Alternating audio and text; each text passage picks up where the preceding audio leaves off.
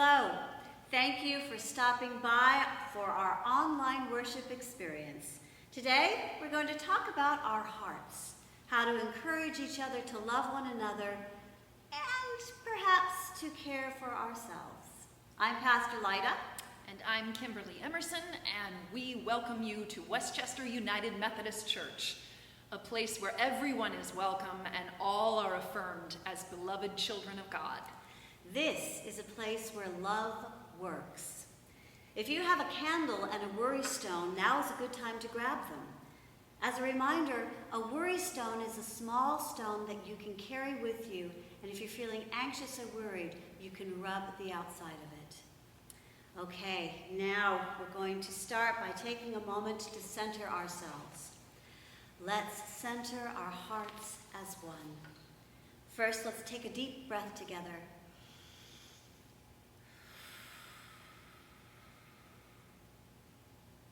I invite you to place your hand on your heart and let's lightly tap together a slow heartbeat rhythm.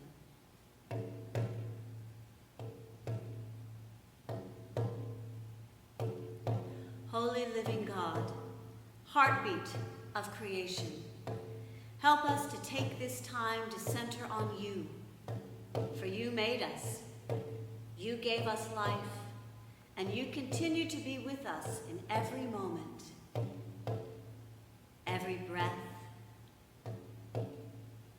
every step.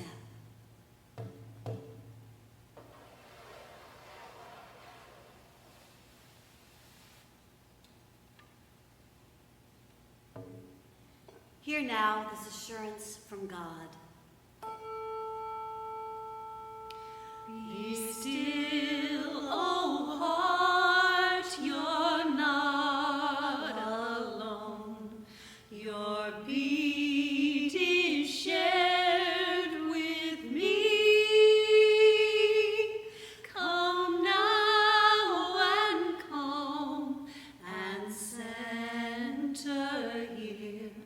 Your mind secure and free. If you have one, let's take out our worry stones. Let our touch on its surface remind us that God's touch is within us, between us, and around us. As close and as real as this object is in our hands right now, is how close love is to us always. Let's imagine letting go of our worries for now into God's heart of love. We offer a prayer song of letting go. Into your care we offer now our worries, fears, and strife. We turn to you and know you're near. Your light, our love and life. If you have a candle, please light it as we set our heart worry stones next to it.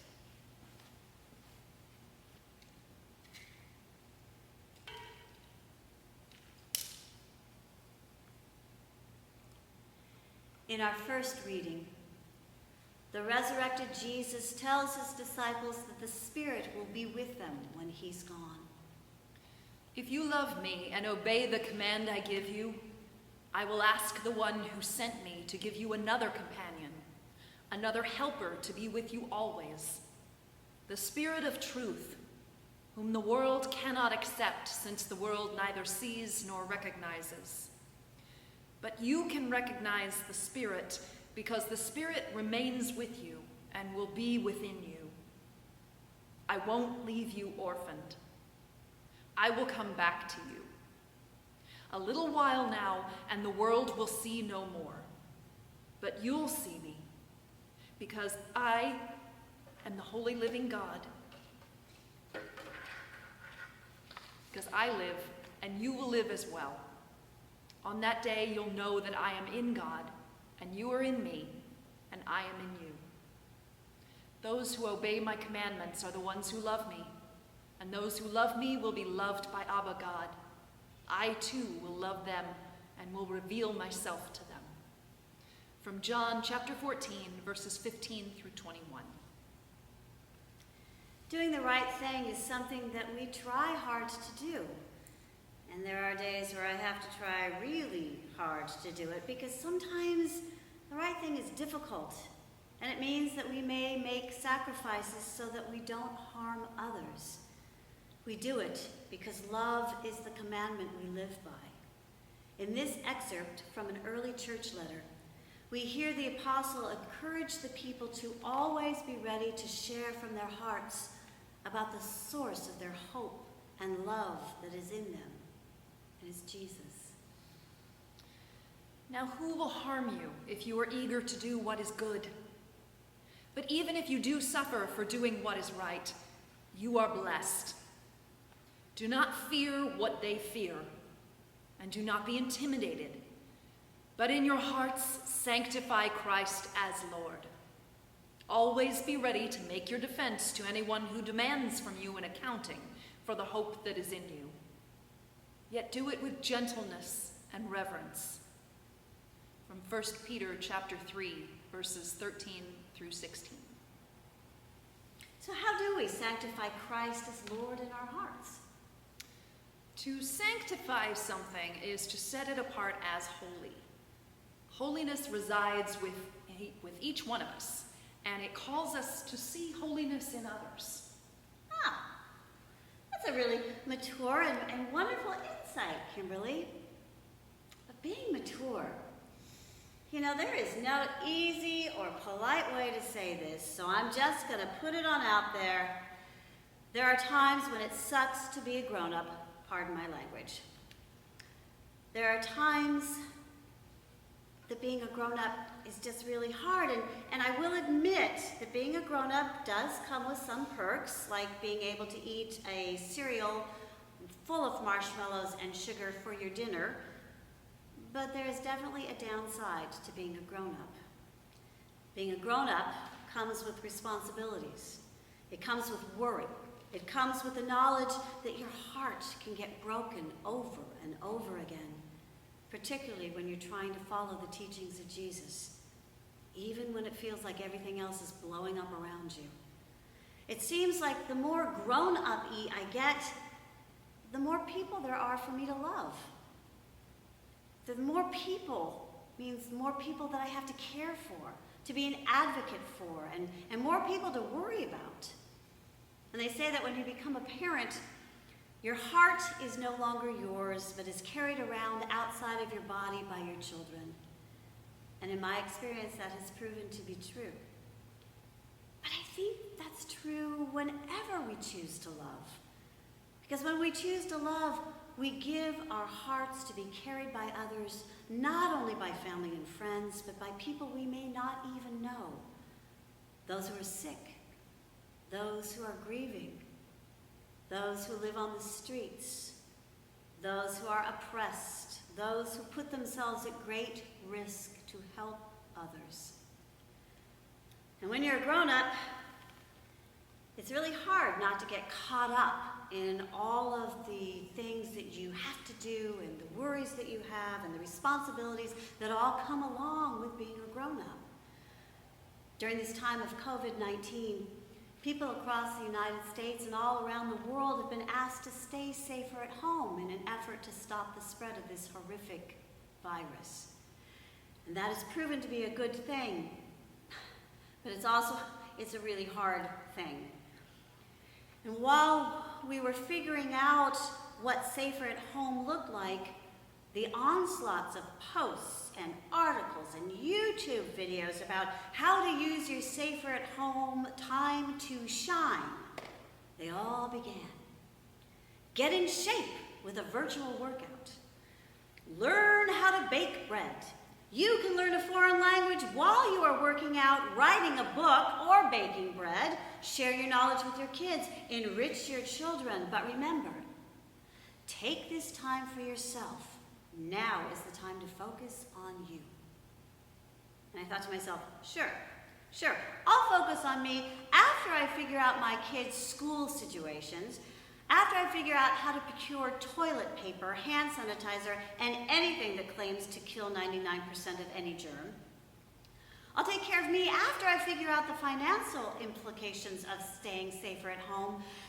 And believe me, I know how lucky I am because I have a job that I love, while the economy for so many is destroying their ability to pay their rent or buy food, and there is very little help coming. And I thought, who are these people writing these articles? I mean, they mean well, but we're stressed out. We're afraid. Our children occasionally make us want to start screaming. And our hearts are being carried by people we can't even be with in the same room right now. Deep in the middle of my uncertainty and my frustration, I heard the apostle reminding me to do the right thing in the name of love, even when the right thing isn't easy, even when you have no idea of how even to do the right thing. I know the right thing, and one of the hardest things is to follow the commandment to love our neighbors as ourselves. And perhaps because it can be so hard, we often focus on the love your neighbor as yourself part, but we forget the second part. The part that says, love ourselves. The Spirit is in us, Jesus says, and to love ourselves is to love God, to love Jesus in each of us, and to love the Spirit that is our companion and our helper. In the middle of all these videos and all these YouTube things, I remembered something that my mom told me. We were talking about a time when we were living in Wisconsin in an old-fashioned apartment building, and it caught fire in the middle of the night. I must have been maybe, 4 years old, and I remember our apartment door being smashed through by a firefighter with an axe. I remember a lot of noise and smoke and confusion, and I remember being swooped up and carried through the burning building to safety. We were sheltered that night by someone in the neighborhood. And my mom told me as she watched everything she owned go up into flames, as she dealt with the adrenaline rush that came from the realization that we all could have been killed, she had to put me and my brother to sleep in a stranger's house. And so she began to put us to bed. And of course, I was put on a stranger's couch, which I found very exciting. And instead of being easy to put to sleep, I decided that I needed to hear a bedtime story. And so I asked, and my guess is I asked for a bedtime story maybe more than one time. And without knowing what the next hours would bring, my mom said it was in that seemingly insignificant moment of telling me a bedtime story that her world began to settle. Performing the normal task of telling a bedtime story, putting a child to sleep while feeling overwhelmed. It gave her a sense of calm, a few minutes to breathe, and to find the necessary strength and hope to face whatever the next day would bring. In these times of altered realities, when our regular patterns and habits no longer exist, perhaps we can find moments of self-care and love in the normal that we still have. Seriously, I am not going to write a book right now. I am not going to master a foreign language, and I already know how to bake. And for those who can do astounding things during these challenging times, I say to you, wow, well done. That's awesome. But for those of us who are working on not hiding from our kids when we hear our name called over and over again, we may find calm and beauty in our moments of familiar patterns. We can care for ourselves and go for a walk. We can love ourselves while waving to people that we don't know yet. We can watch our neighborhood kids laugh as they create sidewalk chalk art. We can see God in each other as the store employees sanitize our shopping carts. And I thought, I wonder if Jesus ever thought to himself, wow, it would be nice to not be a grown-up right now, to go back to helping my family out in the family business, to just maybe hang out with my friends and family. And I thought, well, maybe in those moments, he was able to find hope and self-care by walking with his disciples, cooking fish over a campfire on the beach, hearing his mom laugh, finding a quiet space to pray. Honor the holy in you by taking care of yourself even while being a grown-up. Or as my family calls it, being the A word, an adult. This week, you're invited to remind someone, anyone, that you love them, that God loves them, and that you hope that they are giving some love to themselves too. This week, we are encouraged to love God, to love neighbor, and to love ourselves. What have you done lately to honor the holy in you? To love yourself and take care of yourself. Right. This week, see if you can complete this sentence.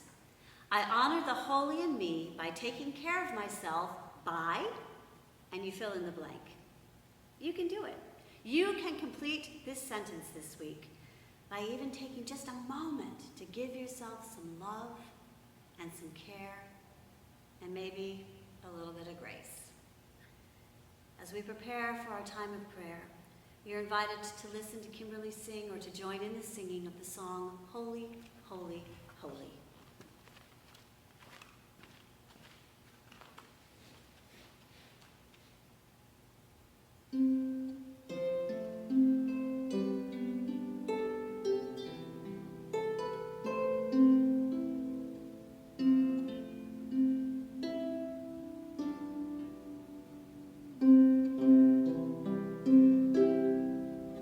Holy, holy, holy, my heart adores you.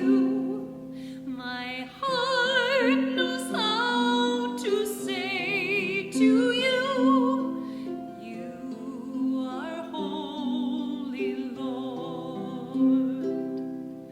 Holy, holy, holy, my heart adores you.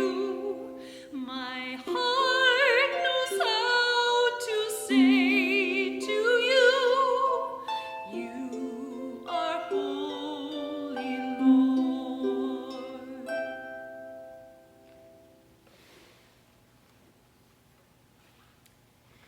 It is difficult in this moment to not be near some of the people we love and might be worried about. It's also difficult to get on the stool preparing for prayer time, but I'm here. So you're invited now to take a moment and to say out loud the names of people you wish were sitting right next to you in this moment today. And as we name them, they are present right with you in your heart.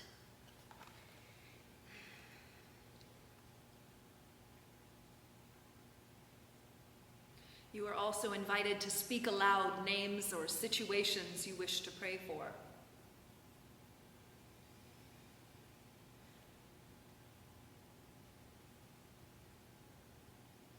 For those who have lost loved ones. For those who are sick and recovering. For those who are caring for loved ones who are sick at home. For those who are caring for persons in medical care. For those who are separated from loved ones. For those who are feeling alone and isolated. For those who are helping and are so very tired. For those who are struggling to find friends, food, and comfort. For those who are afraid. If it is your practice to end your time of prayer by reciting the Lord's Prayer, you're invited to do so with Kimberly and I. But if it isn't your practice, you're invited now to simply breathe in love and breathe out any worries you may have. God in community, holy in one, let us pray together the prayer that Jesus taught, saying, Our Father, who art in heaven, hallowed be thy name. Thy kingdom come, thy will be done, on earth as it is in heaven. Give us this day our daily bread, and forgive us our trespasses, as we forgive those who trespass against us. And lead us not into temptation, but deliver us from evil. For thine is the kingdom, and the power, and the glory forever. Amen. We know that God sends out our prayers, and the Spirit, breath of God, is blowing from within us outward as a spirit of compassion and presence. You're invited now to speak together this affirmation, repeating after me. We know Jesus is present among us. We know Jesus is present among us. Even in this very place. Even in this very place. We will not let fear be louder than love. We will not let fear be louder than love. But with glad hearts and rejoicing souls. But with glad hearts and rejoicing souls. We will sing God's praise. We will sing God's praise. For we are an Easter people. For we are an Easter people. You're invited now to either join together or to join in singing the song, May You Run and Not Be Weary. And now before we begin, I have to ask our camera operator if you could move a little bit to your right so I can see the music. Thank you. May you run and not be weary. May your heart be filled with song. And may the love of God continue to give you hope and keep you strong. And may you run and not be weary. May your life be filled with joy. And may the road you travel always bring you home. May you run and not be weary. May your heart be filled with song. And may the love of God continue to give you hope and keep you strong. And may you run and not be weary. May your life be filled with joy. And may the road you travel always bring you home. Thank you, Kyla. So what message does the world need to hear from you right now? Heck, what message do you need to hear right now? Perhaps you can create a way to create some more love in your life. Love of God, love of others, and to love and care for yourself. You are important to this world. If God had a refrigerator, your picture would be on it. Make your own plan today to share some love and hope, and share your ideas with us on Facebook. Our Facebook page is Westchester United Methodist Church, Los Angeles, and we would love to hear from you. Yes, we would. As we close this time together, remember, God is always with you. No matter what you face, no matter what trials or hardships may come your way, God is right there beside you. The companion is guiding and directing your path. So acknowledge your fear and your worry and know that it is as true and holy as any feeling, including joy and hope and love. Take heart. Well, time for me to head home. Oh, but wait. We need to share all of the resources that we use today for our worship today, because we don't want to get into trouble. Yes, that's true. Today's liturgy is by Dr. Marcia McPhee and the Worship Design Studio. Our music is from the Faith We Sing hymnal. Well, now I gotta go. I got virtual brunch right now and virtual cocktails later on. Oh, I'm available on Zoom or on FaceTime. So I am so glad you're taking time for self-care at brunch, which I love. Call me.